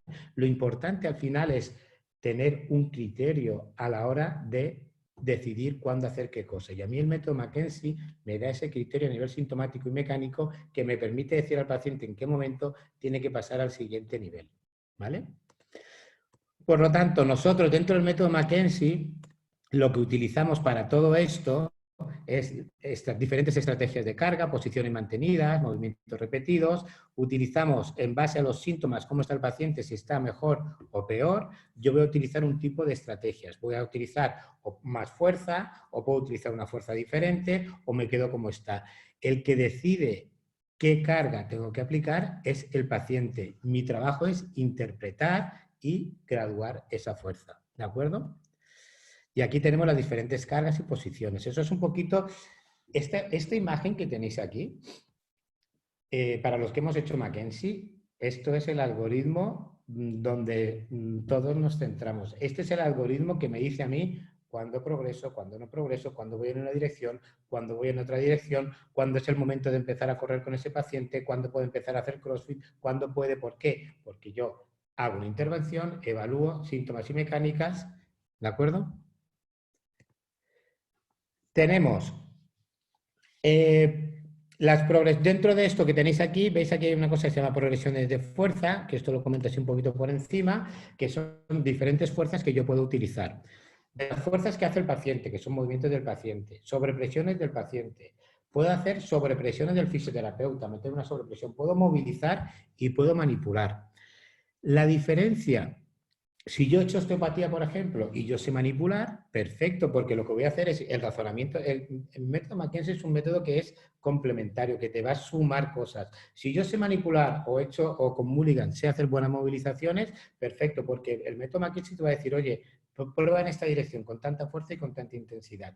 Dentro del método Mackenzie trabajamos con progresiones de fuerza. Entonces, ¿cuándo sé yo cuándo tengo que manipular? Mirad. Si yo hago una fuerza, ¿vale? Imaginaros que yo hago una movilización. Yo he ido progresando en fuerzas, ¿vale? Y estoy haciendo movilizaciones al paciente. Si yo movilizo al paciente y el paciente con la movilización está mejorando, para mí eso sería una luz verde. Te está diciendo, Jorge, no me hagas más fuerza en esa dirección, con esa intensidad, estoy mejorando. Perfecto, no hago más. Seguimos ahí.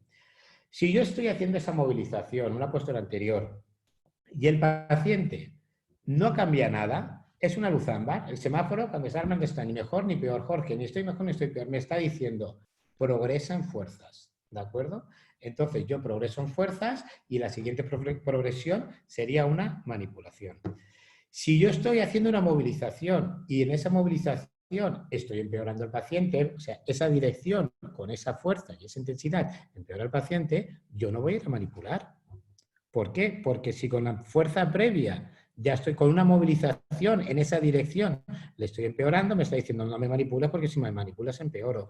Me está diciendo, oye, igual, en vez de trabajar en un plano, modifícame en el plano, vete un poquito a rotación y testamos la rotación. Y si en la rotación le estoy movilizando y en la rotación me dice, oye, Jorge, con la rotación parece que estoy mejor, pero no termino de mejorar. Lo siguiente sería una manipulación en rotación de ese paciente. Por lo tanto, la interpretación de los síntomas y la mecánica del paciente me está diciendo cuándo debo manipular, cuándo debo, en este caso, aplicar más fuerza. Por lo tanto, dentro del método Mackenzie, utilizando la terminología Mackenzie, cuando yo hago, los que habéis hecho Mackenzie, si yo hago una movilización, Nosotros sabemos que yo durante la movilización, si el paciente me dice, Jorge, cuando me movilizas mejoro, pero no mantengo esa mejoría, me está diciendo progreso en fuerzas y entonces es el momento de manipular.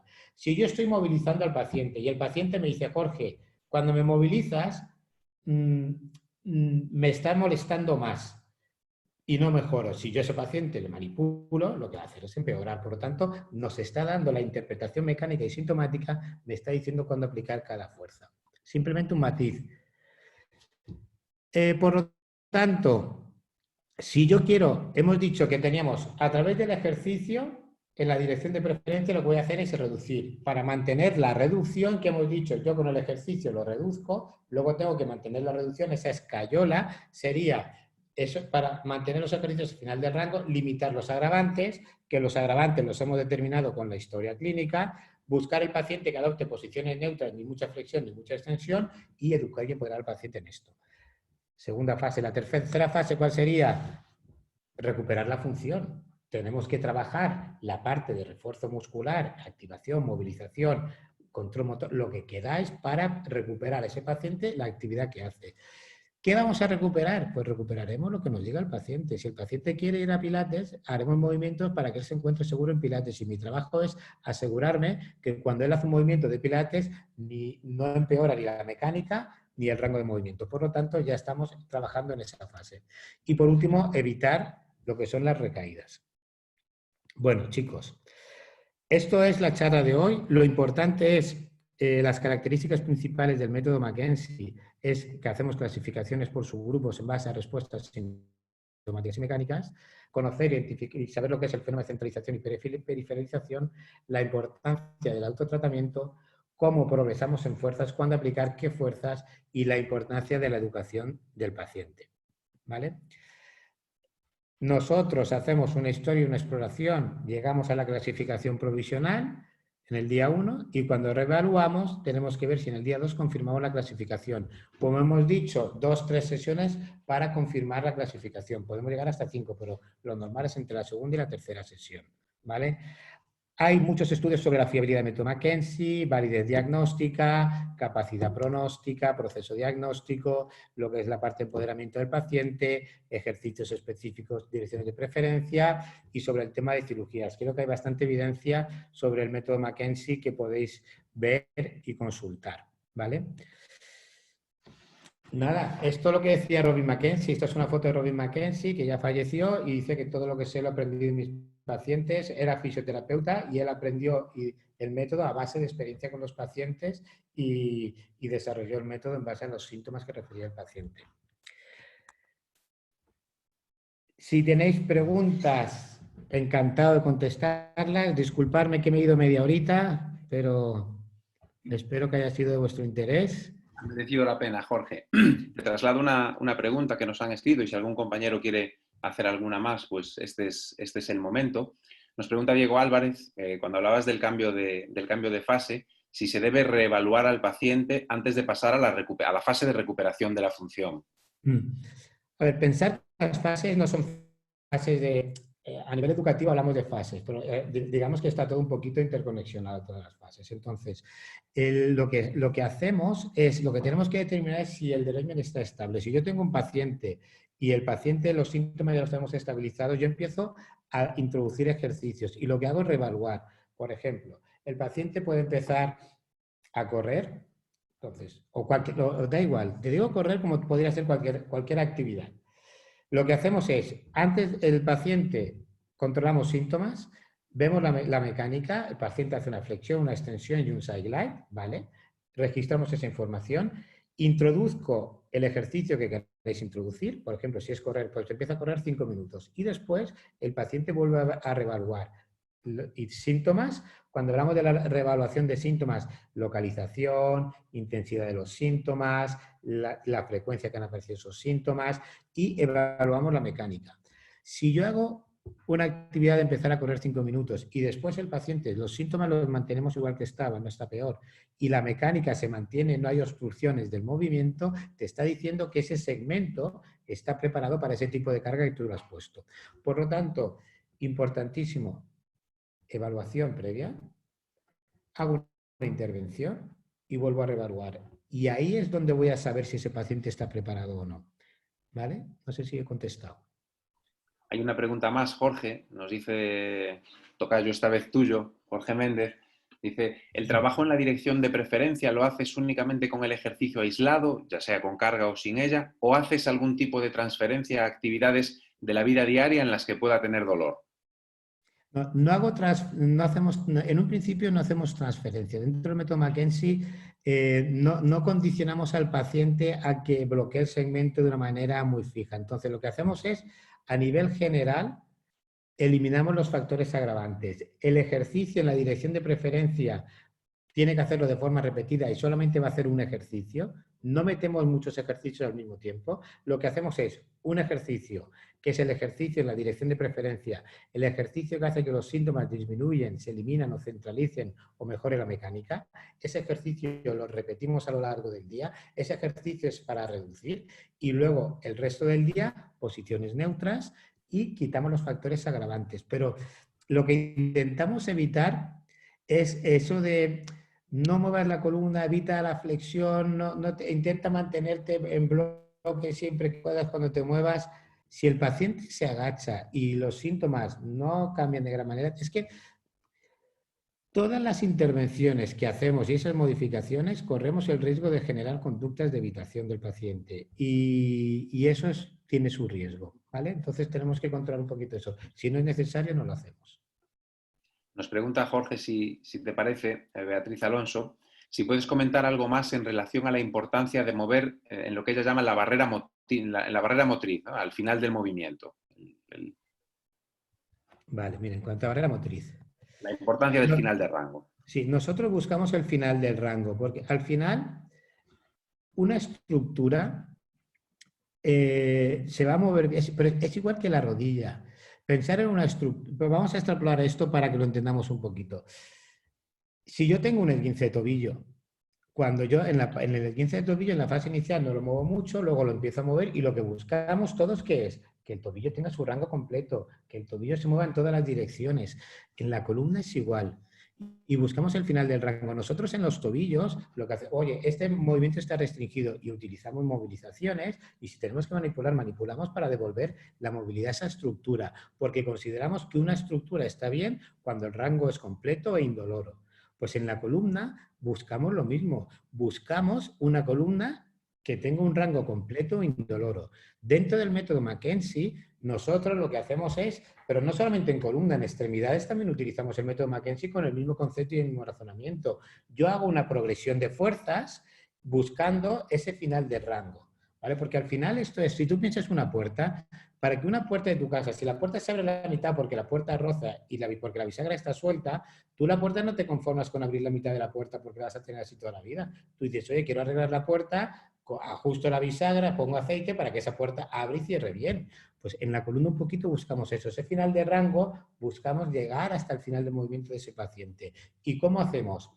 El paciente hace un movimiento. Si el paciente no es capaz de mejorar porque dice, oye, estoy haciendo el ejercicio y no mejoro, entonces nosotros, como fisioterapeutas, aplicamos una fuerza, que en este caso la sobrepresión, la movilización o la manipulación. Y mi intención es ganar esa barrera motriz para que el paciente sea capaz de llegar más lejos dentro del rango. Entonces, mi función es monitorizar y si el paciente está estancado, que no mejora, yo aplicaré más fuerza. ¿Vale? ¿Para qué? Para que el paciente gane esa barrera motriz que me comentas. Y a partir de ahí, mi objetivo, ir ganando barrera motriz hasta que el rango sea completo e indoloro. ¿Vale? No sé si me he explicado. ¿Me permites, Jorge, añadir aquí algo? Que ya sabes que soy un apasionado de esto. Hay una frase muy bonita en relación con esto que se dice que es en el final del rango donde sucede la magia, ¿verdad? Que lo que Soy muy Pepe Guillar, ¿eh? lo que comentamos muchas veces sobre esto, ¿no? Y es cierto. Mira, hay una última pregunta, y con esto ya cerramos la ronda, que nos traslada de nuestro compañero David Pato. Primero te da las gracias, tenemos un montón de mensajes de agradecimiento que te traslado, Jorge, y nos dice, dentro del método Mackenzie, ¿cómo tratáis o cuánto tenéis en cuenta la función del tejido muscular en la función del movimiento? Nosotros, A ver, lo tienes en cuenta, pero nosotros piensa que dentro del método McKenzie no estamos buscando una estructura ni concreta ni buscamos esto. Lo que buscamos es que el paciente se mueva bien. Entonces, cuando tú pasas dentro del método McKenzie, mira, cuando vamos a la fase de tratamiento, cuando tú entras en la fase de recuperación de la función, ahí es donde podríamos entrar ya con todos estos aspectos. Y ahí hay profesionales que están muy especializados y trabajan muy bien estos aspectos. Cuanto mayor formación tengas, utiliza lo que tú creas más adecuado para mejorar a ese paciente.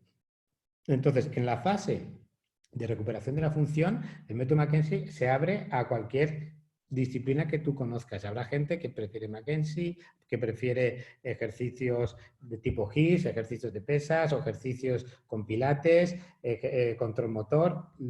Si tú tienes herramientas en un campo, utilízalas. Para mí, dentro de lo que es el método McKenzie, lo que es el razonamiento clínico de aplicación de fuerzas y de cuándo hacer una u otra cosa. Y a mí me da esa estructura. Pero pensar una cosa, al final, a la hora de tratar y abordar a nuestros pacientes, hay muchas maneras de abordarlos. El método McKenzie tiene una manera que está estructurada y luego hay otras cosas. Ni mejor ni peor, cada uno como vea. Pero dentro del método McKenzie, la parte de ejercicio se trabaja en la fase de recuperación de la función. Que o bien la haces tú o la derivas a un compañero que lo haga mejor que tú. Bueno, nos trasladan una pregunta, a ver si ya es la última. No quería dejar que nos quedara solo una. Inmaculada Casas nos dice, en pacientes que presenten espasticidad por enfermedades neurológicas y tienen dolor lumbar, ¿se podría trabajar con el método? Hombre, claro que puedes trabajar con el método. Lo que pasa es que en este grupo de pacientes depende vas a encontrar dificultades a la hora de hacer movimientos repetidos de extensión. Lo que se pueden utilizar son posiciones mantenidas. ¿Vale? Entonces el paciente se evalúa exactamente igual y trabajas con estos pacientes igual, valora saber qué movimiento, la historia clínica es exactamente la misma, buscas los factores agravantes y ves si a través de movimiento lo mejoras. ¿Qué pasa? Pues que el movimiento con estos pacientes, en vez de mover repetido, posiciones mantenidas de extensión en diferentes grados. Empiezas primero en neutro, vemos qué pasa, si va bien, un poquito con un cojincito debajo del pecho, o vas inclinando la camilla y ves probando cómo va. Pensar que Robin McKenzie al principio, en los inicios, con la historia del señor Smith, que no hemos entrado en ella, él empezó con posiciones mantenidas, ¿vale? Y luego el inicio del tratamiento ponía a todos los pacientes en posiciones mantenidas de extensión. Y luego se dio cuenta que un gran número de pacientes respondían mejor con los movimientos repetidos. Entonces, en este tipo de grupo de pacientes se evalúa exactamente igual y lo único que tenemos que hacer es una adaptación a la hora de la aplicación del ejercicio. Bueno, Jorge, pues esto ha sido todo. Te quiero, como te decía ahora, en primer lugar, trasladar el agradecimiento de nuestros compañeros, los alumnos de este webinar, que a través del chat te dicen. Muchas gracias. Y quiero también trasladarte el agradecimiento en nombre del Colegio Oficial de Fisioterapeutas de Galicia y, por supuesto, en el mío propio, por tu siempre buena predisposición y por habernos dado esta charla. Yo no sé si se puede decir mucho más en menos tiempo. Me ha parecido una fantástica ponencia y por lo menos nos va a invitar a muchos a la reflexión y al final ver que esto no es más que fisioterapia, ¿no? Lo que decíamos al principio. Te volveremos a ver. Invito a los alumnos que todavía estén escuchando que revisen en la página web del Colegio de Fisioterapeutas de Galicia el resto de webinars que tendremos en los próximos días y que, bueno, ya que nos hemos ido incorporando progresivamente a nuestros centros de trabajo, se centralizarán sobre todo en los fines de semana y les invito a que se apunten a aquellos que consideren necesario. Muchísimas gracias a todos por haber estado y muchísimas gracias a ti, Jorge. Gracias a vosotros, un fuerte abrazo para todos. Venga, adeu, buen día. Hasta luego.